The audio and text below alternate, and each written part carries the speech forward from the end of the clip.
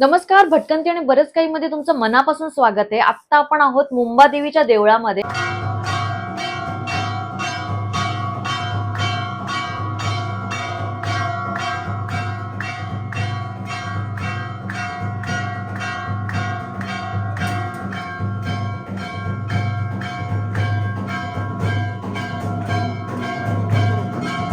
आपण भेटणार आहोत हेमंत जाधव, जे इथले व्यवस्थापक आहेत. त्यांच्याशी आज आपण छान गप्पा मारणार आहोत. ते त्यांचे अनुभव आपल्याला सांगणार आहे. तर आपण ऐकूया. नमस्कार सर. भटकंती आणि बरंच काही मध्ये तुमचं मनापासून स्वागत आहे. मी हेमंत जाधव, व्यवस्थापक मुंबादेवी मंदिर, मुंबई. सर, तुमचा आणि देवळाचा प्रवास कसा सुरू झाला? म्हणजे तुम्ही इथे कधीपासून रुजू झाला? माझा प्रवास तुम्ही पहिला प्रश्न विचारला त्याच्यामध्ये मी सांगतो की मग त्याच्यामध्ये मला अगोदर माझ्या फॅमिलीचं बॅकग्राऊंड सांगावा लागेल, तो जाणून घ्यायला लागेल. बरोबर सर. तर त्याच्यामध्ये कसं आहे की माझे वडील धर्मादाय उपायुक्त होते आणि त्यांच्याबरोबर असताना जो काही प्रवास होता आयुष्याचा सुरुवातीचा, शाळा असेल, कॉलेज असेल आणि नंतर कॉलेज नंतर पण जो काही प्रवास होता, वडील धर्मादाय आयुक्त असल्या कारणाने आणि त्या डिपार्टमेंटमध्ये असल्या कारणाने मंदिरांशी संबंध हा लहानपणापासून आमचा येत गेला वडिलांच्या माध्यमातून. आणि त्याच्यामधून माझे वडील जेव्हा 1986 साली रिटायर झाले गव्हर्नमेंटच्या डिपार्टमेंटमधून, त्याच्या दुसऱ्या दिवशी ते मुंबईच्या महालक्ष्मी मंदिरामध्ये व्यवस्थापक म्हणून जॉईन झाले. तेव्हा मी कॉलेजमध्ये शिकत होतो आणि मुंबादेवी मंदिरमध्ये मी साधारण 2009 साली इथे जॉईन झालो. त्याच्या अगोदर वडील जेव्हा 1986ला रिटायर झाले तेव्हा आम्ही तिथे राहायला गेलो मंदिरामध्ये. म्हणजे मुंबईचं जे महालक्ष्मी मंदिर आहे तिथल्या मॅनेजरची पोस्ट जी आहे ती रेसिडेंट मॅनेजर म्हणून म्हटलं जातं आणि त्यांना तिथे राहण्यासाठी क्वार्टर्स असतात. तर तिथे आमचा परिवार पूर्ण तिथे राहत होतो आणि मी स्वतः वडिलांबरोबर महालक्ष्मी मंदिरामध्ये 22 वर्ष राहिलो. तो जो काळ होता त्याच्यामध्ये जस्ट मी ग्रॅज्युएट झालेलो होतो आणि जसं सगळ्यांना आयुष्यामध्ये सुरुवातीचा स्ट्रगल पिरियड असतो तेव्हा त्या स्ट्रगल पिरियडमध्ये मी जात होतो. शक्यतो त्यावेळेला कुठे नोकरी वगैरे नव्हती आणि भरपूर वेळ जवळ असल्यामुळे वडिलांच्या बरोबर मी बराच वेळ तिथे महालक्ष्मी मंदिराच्या ऑफिसमध्ये बसत होतो आणि वडिलांची कामाची पद्धत म्हणा किंवा वडील जे काही काम करत होते तिथे ते सगळं मी बघत होतो, अनुभव घेत होतो आणि त्याच्यामधून बरंच काही शिकायला मिळालं मला. म्हणजे पब्लिक रिलेशन कसं ठेवायचं किंवा लोकांशी कसं बोलायचं, मंदिरात आलेल्या भक्तांशी कसं बोलायचं, स्टाफला, मी स्वतः कधी नोकरी अगोदर केलेली नव्हती त्यामुळे स्टाफला कसं सांभाळायचं, या सगळ्या गोष्टी मी वडिलांकडनं शिकत होतो. शिकत नव्हतं म्हणण्यापेक्षा मी बघत होतो आणि त्याच्यामधनं मी बरंच काहीतरी स्वतःला शिकण्यासाठी मला प्रयत्न करत होतो आणि असं करत करत करत माझा प्रवास चालू होता. मग काही छोट्या मोठ्या नोकरी करत असताना नंतर मग शेअर मार्केटमध्ये मित्रांच्या बरोबर इन्व्हेस्टमेंट चालू केली. जाधव इन्व्हेस्टमेंट म्हणून एक स्वतःची फर्म चालू केली स्टॉक मार्केटमध्ये. इन्शुरन्सचा व्यवसाय सायमल्टेनियस चालू केला आणि असं करत करत असताना वेळ जेव्हा मिळत होता तेव्हा वडिलांच्या बरोबर किंवा नवरात्री म्हणजे असताना किंवा दिवाळीचे उत्सव असताना वडिलांना मदत म्हणून मी महालक्ष्मी मंदिरात बसत होतो माझ्या फावल्या वेळामध्ये.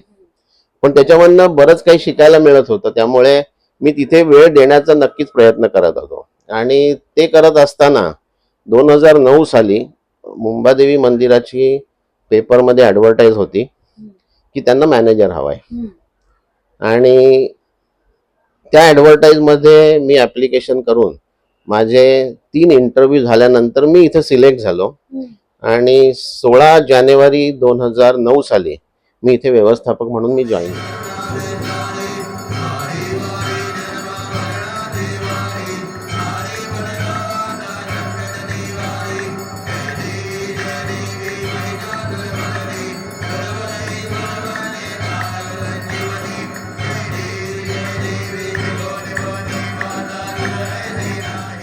म्हणजे इथे पण म्हणजे इंटरव्ह्यू हा कामासारखं म्हणजे हो हो जॉबसारखंच हो असतं हो. मोठ्या. तर असा माझा जॉईनिंगचा माझा पिरियड होता. आणि गेली 18 वर्ष आता माझा इथे झालेली आहेत मला, आणि माझा प्रवास चालू आहे. मुंबादेवी मंदिरमध्ये आल्यानंतर देवीच्या कृपेने किंवा मी सांगितलं तसं जो काही अनुभव घेतलेला होता त्याचा खूप फायदा झाला, आणि त्या पद्धतीने काम करत गेलो. आणि आज 18 वर्ष इथे मंदिरामध्ये सेवा देतोय. सर, महालक्ष्मी मंदिरात 25 वर्ष तुम्ही होता, बरोबर? म्हणजे हा अनुभव कुठे मिळत नसतो, तुम्हाला स्वतःहून तुमच्या कुटुंबामुळे मिळालेला आहे. तर तिकडे काही अनुभव आलाय का तुम्हाला देवीचा असा साक्षात्कार? कसं आहे, मी सांगितलं ना की मी महालक्ष्मी मंदिरमध्ये वडिलांच्या बरोबर किंवा वडिलांच्या माध्यमातून तिथे उभा होतो. माझ्याकडे काही अशा तिथे पॉवर नव्हती म्हणा, किंवा माझ्याकडे ऑफिशियल पोस्ट वगैरे अशी काही नव्हती. पण मी वडिलांना एक मदत म्हणून मी तिथे सेवा देण्याचा किंवा त्यांच्या बरोबर फक्त खांद्याला खांदा लावून उभं राहण्याचा मी प्रयत्न करत होतो.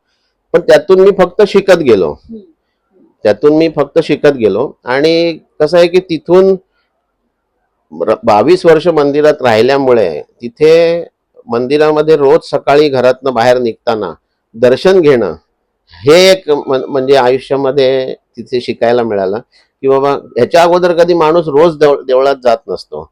कधीतरी ठराविक वाराच्या दिवशी म्हणा किंवा एखाद्या फेस्टिवलच्या दिवशी, एखाद्या विशेष दिवशी मंदिरात. पण तिथे कसं होतं की घरातनं निघालं की पहिले मंदिरच दिसायचं, आणि त्यामुळे मंदिरात जाऊन रोज दर्शन घ्यायचं. त्यामुळे ते देवीचे जे काय आशीर्वाद होते, आणि बरोबरीने आई वडिलांचा आशीर्वाद होताच, म्हणजे प्रश्नच नाही की त्यामुळेच आज मी आयुष्यामध्ये उभा आहे. आणि महालक्ष्मी मंदिराचं मी तुम्हाला एक उदाहरण द्यायचं म्हटलं ना, की तुम्ही म्हणालात की काही अनुभव एवढा मोठा आहे की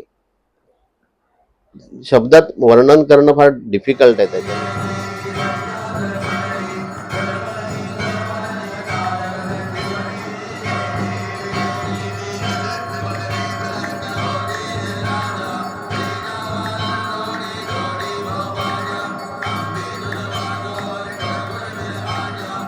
आमच्या घरामध्ये खूप गरिबी होती सुरुवातीच्या काळामध्ये, आणि वडील एकटेच कमावणारे होते. आजोबा होते, आई म्हणजे आई आणि काका, अशी म्हणजे मोठी फॅमिली होती. आम्ही 6 भावंड होतो, आणि नेरळला आम्ही राहत होतो सुरुवातीला. जे माथेरानला जाण्यासाठी जे नेरळ लागतं तिथे आम्ही राहत होतो. आणि माझं 6वी पर्यंत शिक्षण नेरळमध्ये झालं. नंतर वडिलांच्या ट्रान्सफर व्हायला लागल्या, आणि मग आम्ही कुठे फिरत फिरत मग नंतर मुंबईमध्ये येऊन स्थायिक झालो. आमच्या घरामध्ये एक तुळजाभवानीची फोटोची फ्रेम होती, कारण आमची तुळजाभवानी ही आमची कुलदेवी आहे. तर आईच्या लग्नानंतर आमच्या घरामध्ये आईने तुळजापूरवरून एक तुळजाभवानीचा फोटो आणला होता, आणि तो फोटो आई फ्रेम करून कित्येक वर्ष, म्हणजे जवळजवळ साधारण लग्नानंतर तिच्या 30-35 वर्ष त्या फोटोची ती पूजा करत होती. आणि जेव्हा आम्ही महालक्ष्मी मंदिरात जेव्हा शिफ्ट झालो, तोपर्यंत आमच्या घरामध्ये महालक्ष्मी मंदिराचा काही फोटो वगैरे असं काही नव्हता. आणि ती जी फ्रेम आईने केलेली होती त्याच्या व्यतिरिक्त आणखीन पण देवांच्या काही फ्रेम आईच्या देव्हाऱ्यामध्ये होत्या, कारण आईचं देवावरती खूप विश्वास होता, आणि देवाचं तिची पूजा अर्चा वगैरे तिची तासन तास घरामध्ये चालायची सुरुवातीला. जेव्हा तिथे महालक्ष्मी मंदिरात आम्ही राहायला गेलो, त्या जुन्या फ्रेम म्हटलं आपण आता त्या खराब दिसत आहेत, काही तुटलेल्या आहेत, आपण ते बदलूया. तर तुळजाभवानीची फ्रेम जेव्हा मी ओपन केली तेव्हा तुळजाभवानीच्या फोटोच्या बरोबर पाठीमागच्या बाजूला जे काही पॅकिंग लावलेलं असतं, फ्रेम करताना आपण पॅकिंग लावलेलं असतं ना, आतमध्ये पुठ्ठा असतो किंवा काही पेपर्स असतात, तर त्या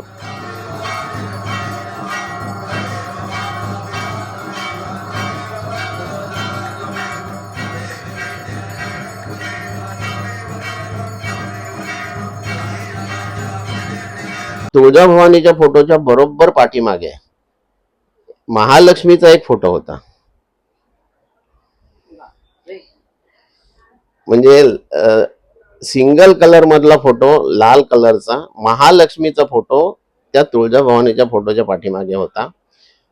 आणि ज्या महालक्ष्मी मंदिरामध्ये वडील मॅनेजर म्हणून जॉईन झाले, तिथे आम्ही मुंबईमध्ये राहायला आल्यानंतर हार्डली एखाद दोन वेळा आम्ही दर्शनाला गेलेलो असणार, पण त्या देवीची पूजा आमच्या घरामध्ये जवळजवळ 30 ते 35 वर्ष अगोदर पासून होत होती. त्या तुळजाभवानीच्या फोटोच्या मागे तो फोटो असल्या कारणाने, म्हणजे ह्याच्यापेक्षा आणखीन अनुभव असा असू शकत नाही. चमत्कार आहे. चमत्कार आहे. तर तो फोटो आता व्यवस्थित आम्ही घरामध्ये म्हणजे प्रिझर्व करून ठेवलेला आहे. म्हणजे तुम्हाला आधीपासूनच महालक्ष्मीच्या रूपाने आम्हाला आशीर्वाद आहे. आशीर्वाद पूर्ण कुटुंबावरती आमचा आशीर्वाद आहे. आणि आता पण म्हणजे देवीच्याच तुम्ही सानिध्यामध्ये आहोत आणि आम्ही देवीच्या सेवेमध्ये आहोत. बरोबर. कसं आहे की वडिलांनी महालक्ष्मी मंदिरामध्ये काम केलं. मला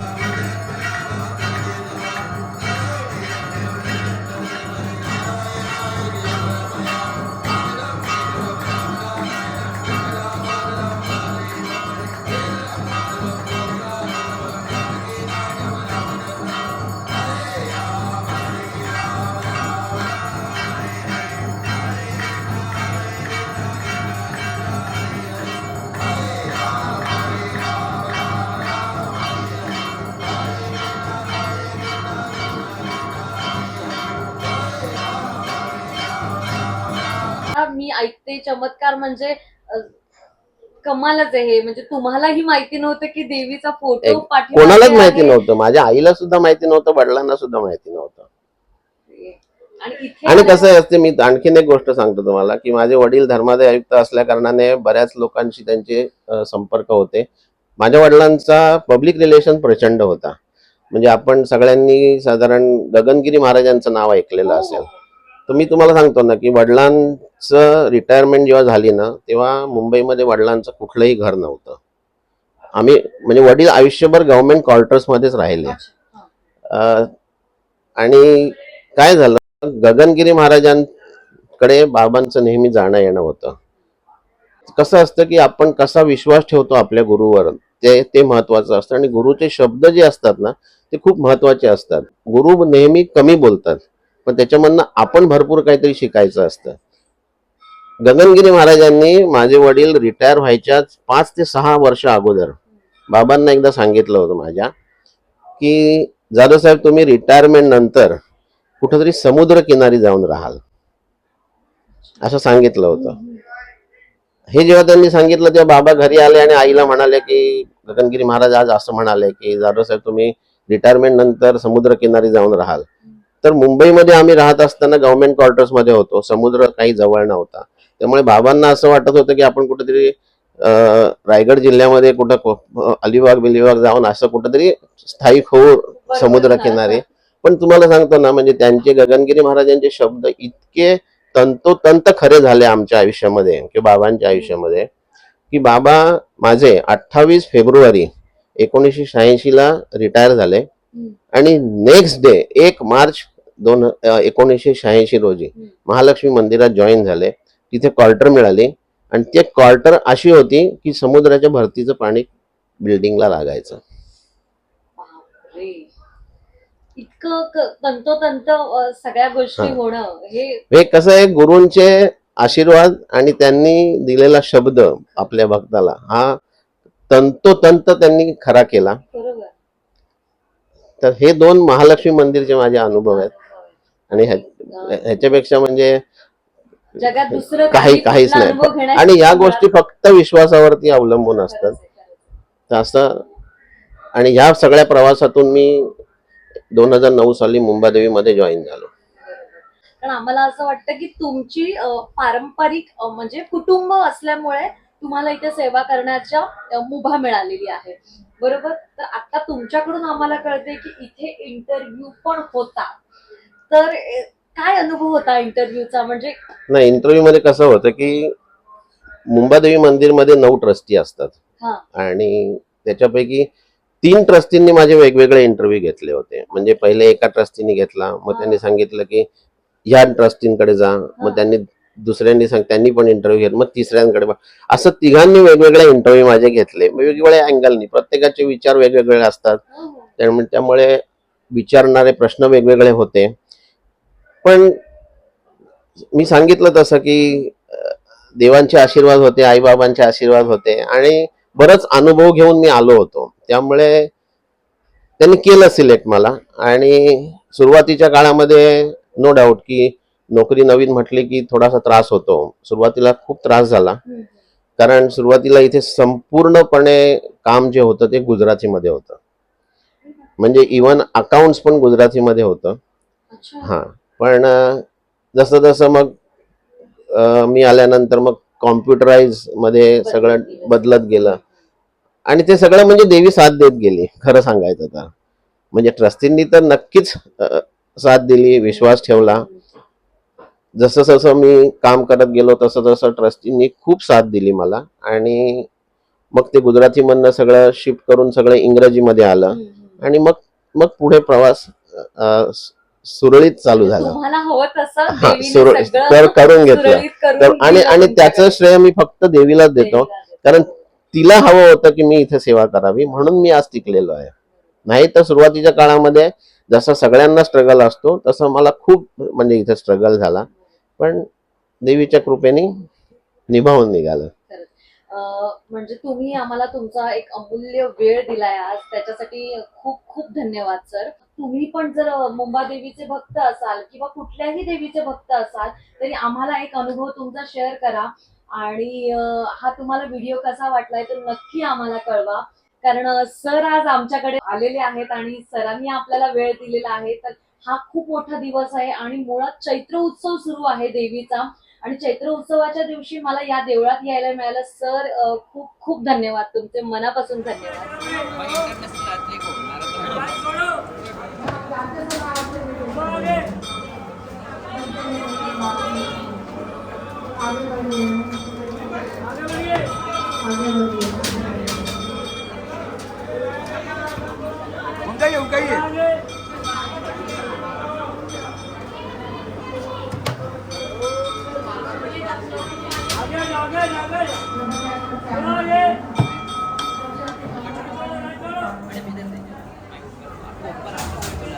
उसमें